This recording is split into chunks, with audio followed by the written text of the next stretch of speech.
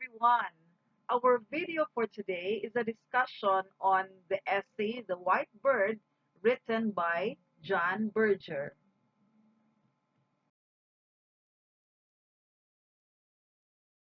This is from the book The Sense of Sight, published in 1985, a collection of essays by John Berger, edited by Lloyd Spencer and published by Pantheon. John Berger was author of several novels and volumes of art criticism, and he lived from 1926 to 2017. Now, the essay of John Berger begins by giving us a description of a place called Haute Savoie, located in the French Alps, and he was discussing to us the tradition of the people in this place where they would create the white wooden bird and they would hang it in their kitchen or in their chapels. So this can be the appearance of the white wooden bird.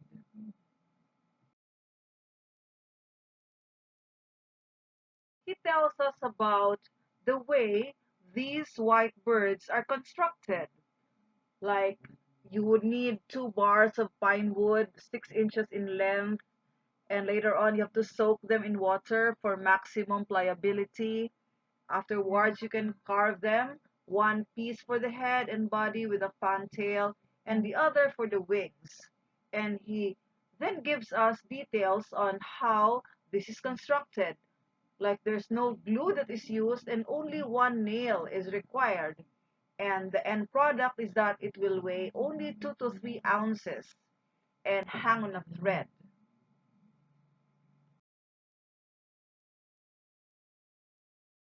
He mentions in his essay that it's absurd. He mentions in his essay, he mentions in his essay that it's absurd to compare one of these birds to a Van Gogh self-portrait. It is absurd. He mentions that it is absurd to compare one of these birds to a Van Gogh self-portrait or a Rembrandt self-crucifixion. He says so. That's because these white birds are simple, homemade objects, work to a traditional pattern. Yet, by their simplicity, they look pleasing and mysterious.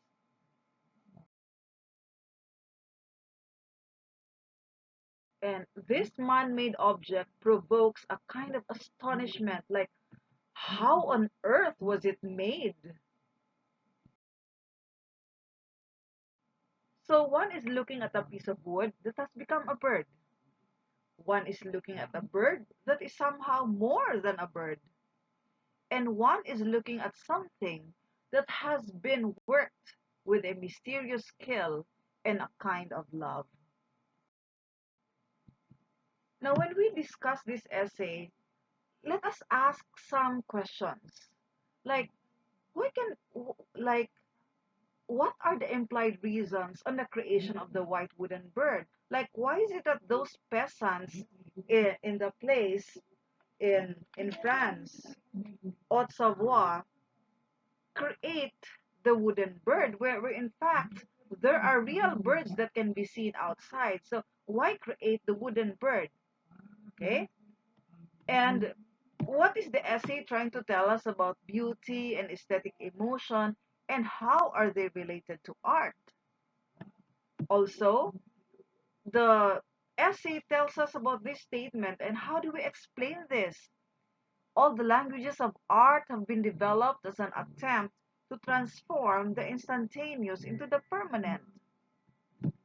Or there is another striking statement: art does not imitate nature, it imitates a creation, sometimes to propose an alternative world. So, what does John Berger say about all these statements in relation to art? So let's begin with let let's begin with the first statement. What are the implied reasons on the creation of the white wooden bird? Like, why is it that these peasants create the wooden bird? What for? When there are real birds outside. Okay? So we have to take it into context that it's during winter. Okay?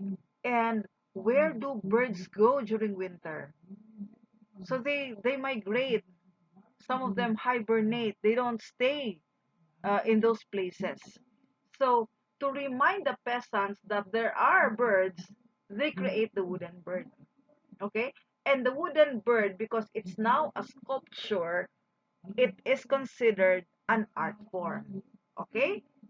So the statement from the essay, where you find it in paragraph 16, all the languages of art have been developed as an attempt to transform the instantaneous into the permanent. So what does this mean? Okay? So the real birds outside, which can be freezing to death, they have an end. They can die anytime. But because the peasants created the wooden bird, these wooden birds can stay longer compared to the real or living birds. So therefore, that's what John Berger is trying to tell us. Art can stay longer compared to mortals. Okay? So I was reminded of one photo that I took one time. I was inside a classroom and I noticed that there was a white bird outside. So I took photos of the white bird. So here are the photos. And I noticed that there was another bird coming over, a darker in color, and both of them were actually building a nest. And then these birds fly back and forth. And that's the nest only that remains. But if you go to that area now, you cannot even find the birds nor the nest. Therefore, the photograph has stayed. I was able to transform the instantaneous into the permanent. When we say instantaneous, it's something that is passing, that is fleeting. So because of this photograph, I was able to capture the moment and I made it into something that is permanent. So that's basically the function of art that John Berger is trying to tell us.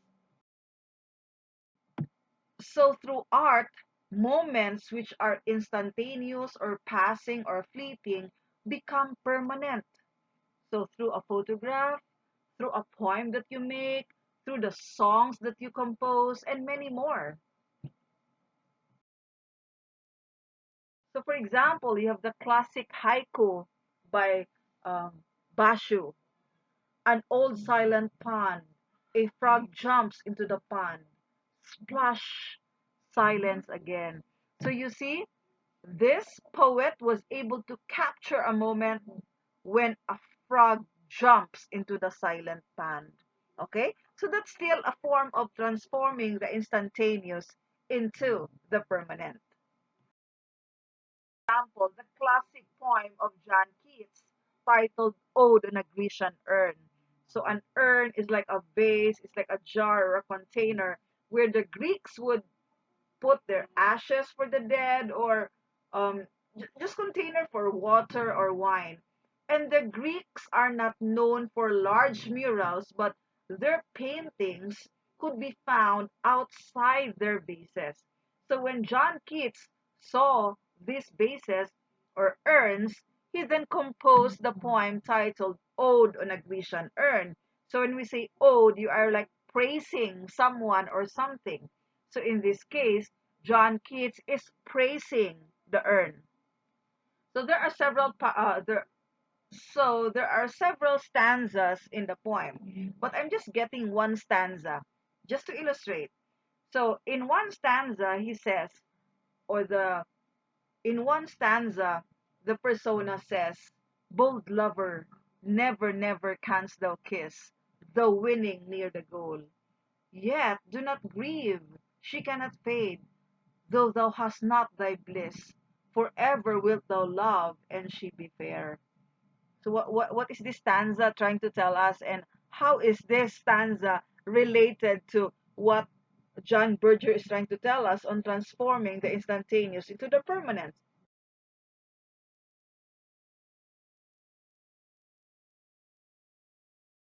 Line. So we have a bold lover, okay? And there is a she, there's a girl, okay? And what is the situation? This bold lover cannot kiss, okay? And as shown in the second line, the winning near the goal. So the goal is the kissing, okay? So this lover is about to kiss the girl, okay? About to kiss. He has not kissed the girl. And so the persona said, do not grieve, do not grieve, do not be in despair if you have not kissed the girl. Why? Okay, why is it that the persona saying that? That's because the girl cannot fade. Why is it that the girl cannot fade? Because the moment is captured. It's like a photograph, okay?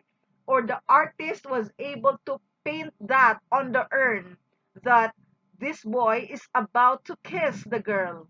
So the moment is captured, okay? And it becomes an artwork, all right? So therefore, there is love here that is forever, forever, forever wilt thou love, and she be fair. So the bold lover will forever be pursuing the girl, and the girl, on the other hand, cannot fade. She will remain young and fair and beautiful. All right. So even up to now, when we see this urn, they are there. They are captured like a photograph. All right. So it's true to what John Berger said that because of art, it is able to transform the instantaneous into the permanent. So that's one of the key points in this essay. Okay, it's us to reflect on how do we preserve moments through art. All right. So take a look at your old photos. So if you belong to my generation, your photo can just be in black and white. Okay, and then they were not taken digitally. So try to dig your old photos and then scan them. That's one way of preserving art. And you can transform the instantaneous into the permanent.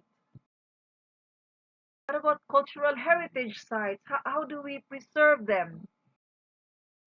The Philippines, when we encounter this 7.2 magnitude earthquake, particularly in Bohol in 2013, you have century-old churches built by the Spaniards, and then in a matter of seconds or minutes, pulverized, gone. Okay? So not just one church, but several churches in the province. So these are the ruined churches. So if you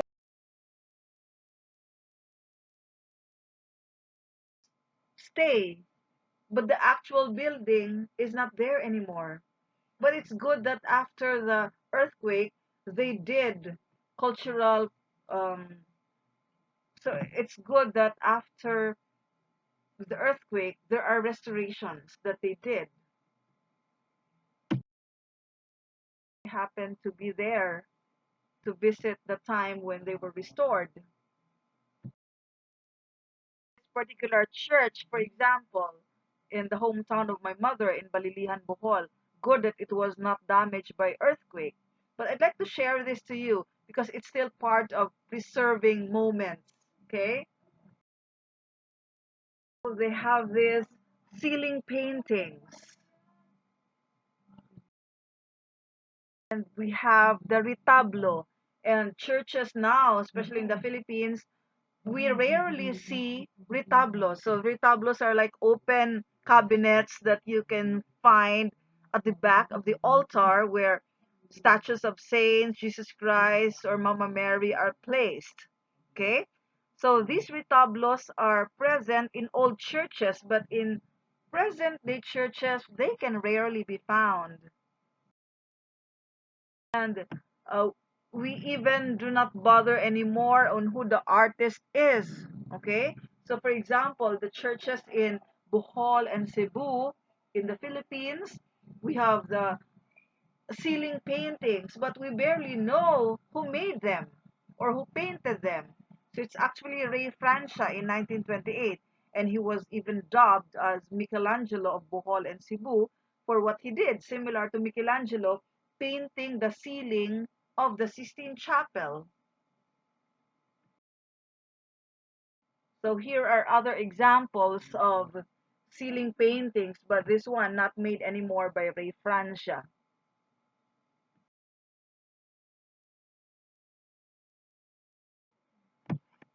It's also notable in the essay that John Berger talks about beauty. And in paragraph 12, this is what he wrote. The range of what a given community finds beautiful in nature will depend upon its means of survival, its economy, its geography. What Eskimos find beautiful is unlikely to be the same as what the Ashanti found beautiful. Okay, so what is this trying to tell us? So, in other words, beauty is relative, all right? So, what the Eskimos find beautiful may not be the same as what the Ashanti would also find beautiful, okay? So, it depends on your means of survival, your economy, your geography. So, for example, here in the Philippines, we don't have snow, we don't have winter. So, if it's our first time to encounter winter or snow, probably we would be playing with snowballs, all right? But for people who constantly live in that area, like Alaska, for example, they have snow all year round. So they might not find it beautiful anymore. Okay?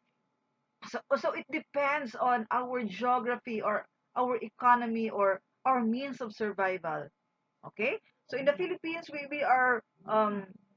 we are used to having this hot climate, and sometimes we don't like it anymore. We find it uneasy, but for people in cold countries, that's what they also want, the tropical breeze that's found in the Philippines. So you see, beauty is really relative. So we have this statement, beauty is in the eye of the beholder. You have probably heard that before.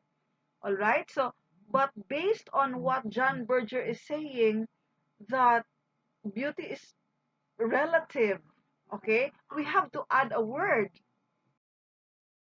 Yes, we have to add the word culture. Beauty is in the eye and culture of the beholder, because it varies from one culture to the other. Take this image, for example. So in the Philippines, we were under the Spaniards for around 333 years, so beginning in 1521. So they brought Christianity to us, introduced Christianity to us, and they introduced us to images. Like for example, this one, the image of the Santo Nino or the baby Jesus, all right? So if you examine this sculpture, what does this tell us of the Spaniards who introduced Christianity to the Filipinos? How then is culture related? How then is culture related to art? So if you examine this statue of the Santo Nino, it's very European, okay? But we know that Jesus was never dressed this way, okay? Very European with a crown, like a king or a prince, all right? But Jesus was never dressed this way, okay?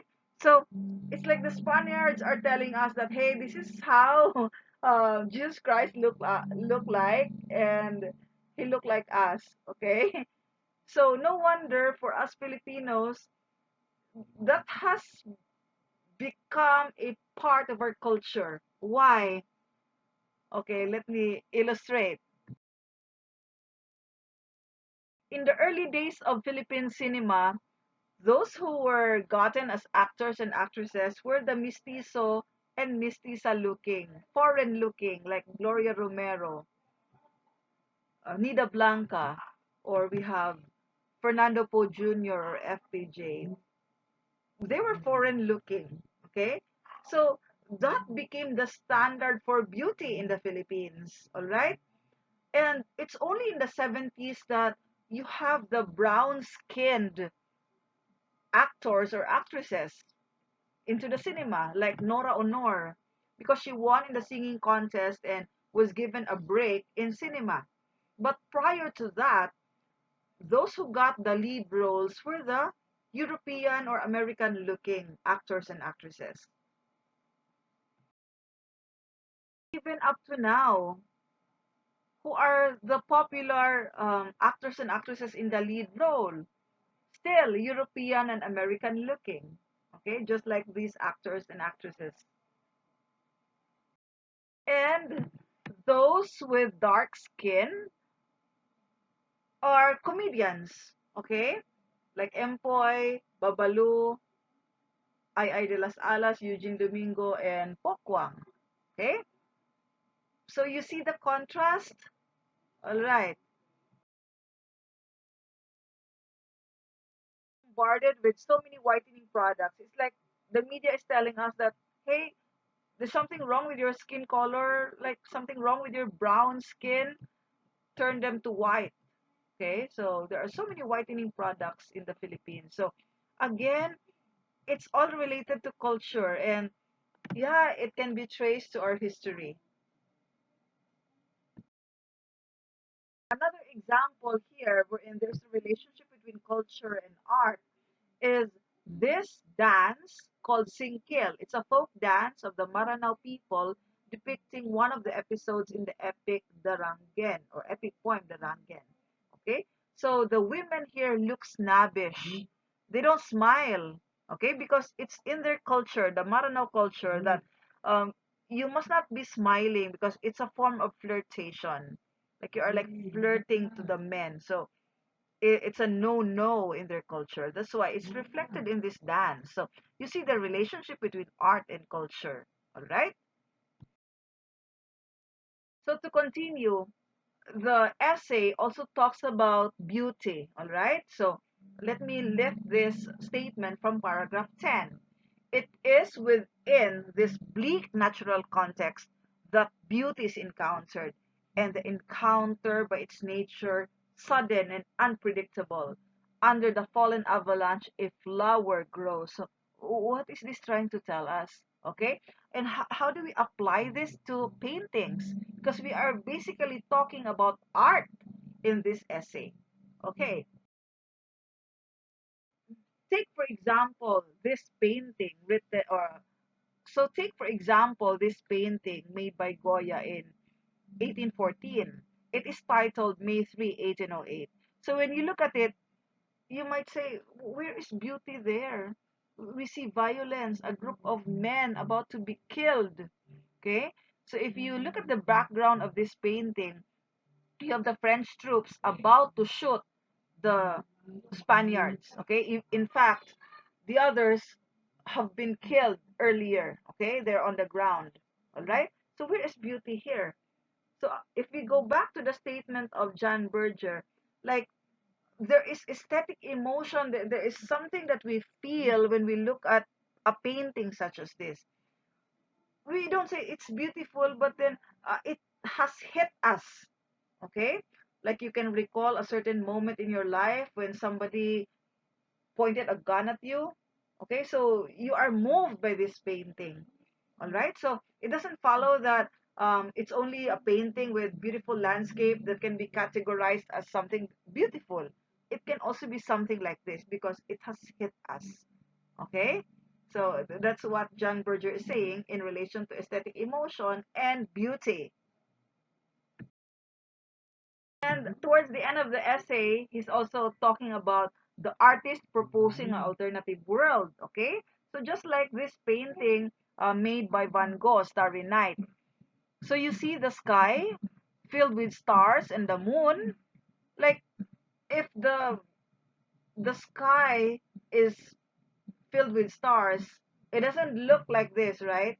Okay? So the artist is proposing an alternative world. It's a different world that he creates.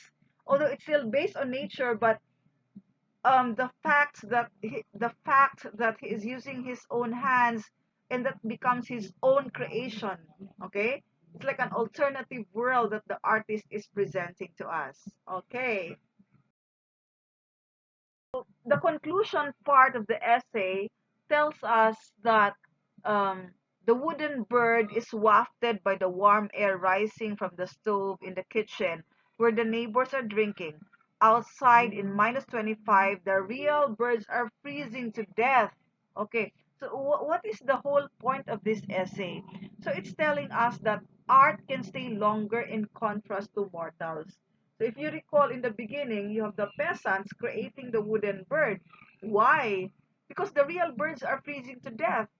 So the wooden bird can serve as a reminder that, hey, there is a real bird, but these real birds can die anytime. Okay, so it's like acknowledging that we are mortals, we have an end. But if we create an artwork, the artwork can stay longer. It can surpass even the maker of that artwork. All right? So that can be the message of John Berger in this essay. It's really about art and how it can stay longer given the right conditions. It reminds me of Mona Lisa, for example. So long time ago, in Renaissance period, okay, when Da Vinci made this, it is said that he based it on a real woman. Of course, that real woman is dead now. Da Vinci is dead, but the artwork has stayed. Or this Andy Warhol um, painting of Marilyn Monroe. Of course, Marilyn Monroe is gone. Andy Warhol is not here anymore. But the artwork has stayed. Okay? So for me, that is the message of John Berger in his essay, The White Bird. So I hope that um, this video has made you understand. So I hope that this video, uh, so I hope that this video has enlightened you on your understanding of the main points of John Berger in his essay. For watching my video, and I hope that you will like, share, and subscribe to my channel. Thank you very much.